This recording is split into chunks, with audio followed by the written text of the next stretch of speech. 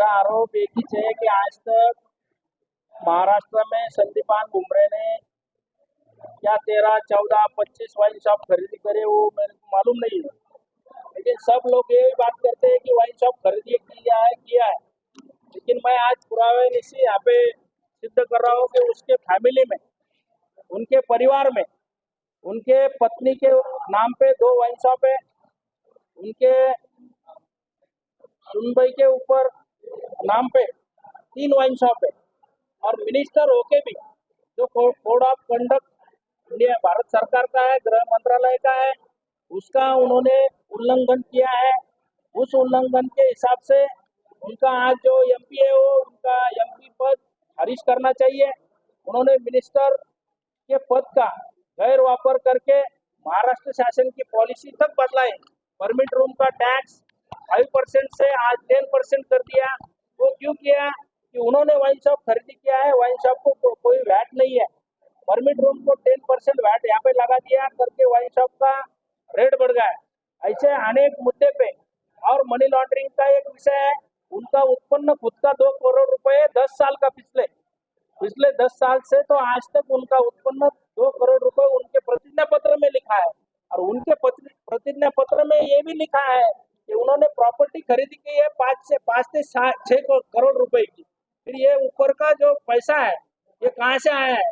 ये इस वास्ते हमने लोकायुक्त को, पीएम साहब को, मुख्यमंत्री साहब को, सबको इसका एक निवेदन दिया है, एक तकरार दिया है कि ये एमपी इनके ये पद का जो दुरुपयोग किया है, इनका एमपी पद यहाँ पे खारिज करना चाहिए और इनके ऊपर मनी लॉन्ड्रिंग का खटला दर्ज करना चाहिए।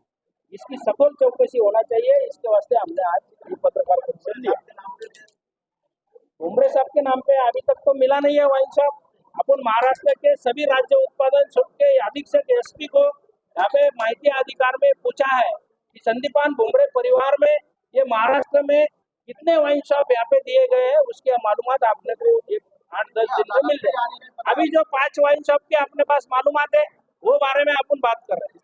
उसके लाइसेंस नंबर है, ये वाइन शॉप उनके पत्नी के नाम पे 2 लाइसेंस है, एक जालना में है और एक जलगांव में, और एक उनके बहू के नाम पे जो लाइसेंस है वो लाइसेंस एक वाड़ूज में है, एक पुणे में और एक जलगांव में। अदालत में अगर लोक आयुक्त की ओर से और पीएम साहब, पंतप्रधान साहब की ओर से अगर कोई कार्रवाई इनके ऊपर नहीं हुई तो हम तो अदालत में जाएंगे ना। सर, कायदे के अनुसार वाइन शॉप किसको मिलना चाहिए था, और इसका जो पद का व्यवहार करके जो दिया है, वाइन शॉप का मकसद महाराष्ट्र शासन का यह है कि जिसको उदर निर्वाह का साधन नहीं है वो आदमी को वाइन शॉप मिलना चाहिए। अब इनकी जो बहू है ये शिक्षिका है, टीचर है, आज है नहीं है ये मालूम नहीं, लेकिन 2019-21 तक वो टीचर थी।